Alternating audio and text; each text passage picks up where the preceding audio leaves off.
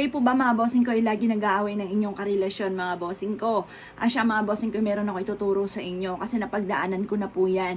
Nako mga bossing ko, dati-rati hindi, wala na sa amin naniniwala mga bossing ko. Sabi ko, hiwalay na po kami. Wala naniwala sa amin mga bossing ko dahil away bati po kami mga bossing. At isang araw lamang, paalisin ko yung mister ko. Tapos kinabukasan, nandito na uli. Or kaya sa gabi, nandito na uli mga bossing. Yung mga ganun mga bossing ko at halos araw-araw po yun mga bossing ko. Dati mga bossing. Ngayon pa mga bossing ko, ano naging dahilan kung bakit parang na-stop mga bossing ko yung aming laging pagtatalo. Unang-una mga bossing ko, kailangan mag-focus ka muna sa parang para sa akin mga bossing ko ha. Kung halimbawa kasi nape-pressure po yan kapag lagi yung pinakikilamanan, yung ba tipo na sa kagaling, ganyan. Kumbaga ako nag-focus na lang muna mga bossing ko sa akin mga bossing at yun din sa aking mga anak.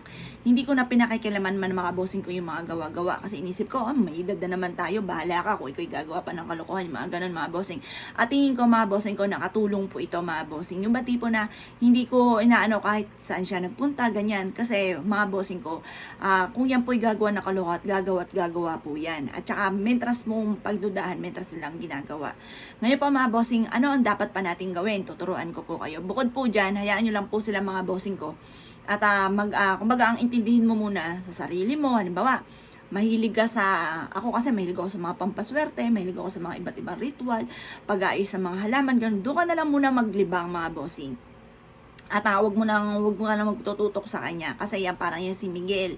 Pigilan mo't nang gigigil at alpasan mo't nakatigil. Kaya hayaan nyo lang po sila mga bossing.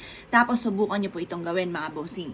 Halimbawa layas po yan. Halimbawa laging umaalis, masyadong gala mga bossing. Hindi rin mapigilan sa mga bisyo mga bossing ko yung mga ganon.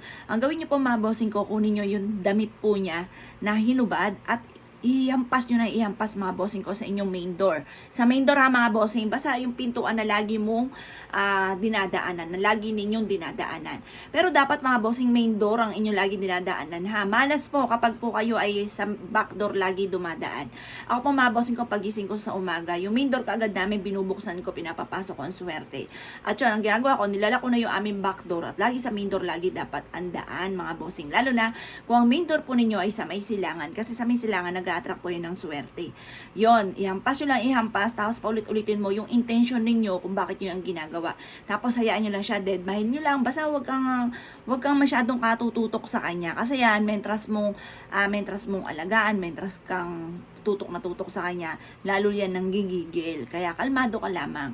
Yan po isa sa mga sikreto kong ginawa mga bossing. Tapos, ayun, basta kung saan ka nalilibang, halimbawa, nalilibang ka sa paghahalaman, pag sa sound trip, or kaya pagtitiklop ng damit, paglilinis ng bahay po ninyo, diyan ka lang, tuto ka lang dyan.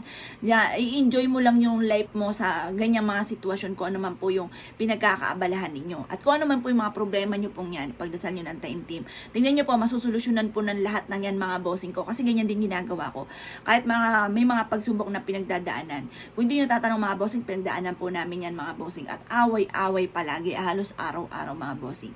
Pero may mga nakita na ko, baka sabihin po ninyo, kasi may edad na kayo.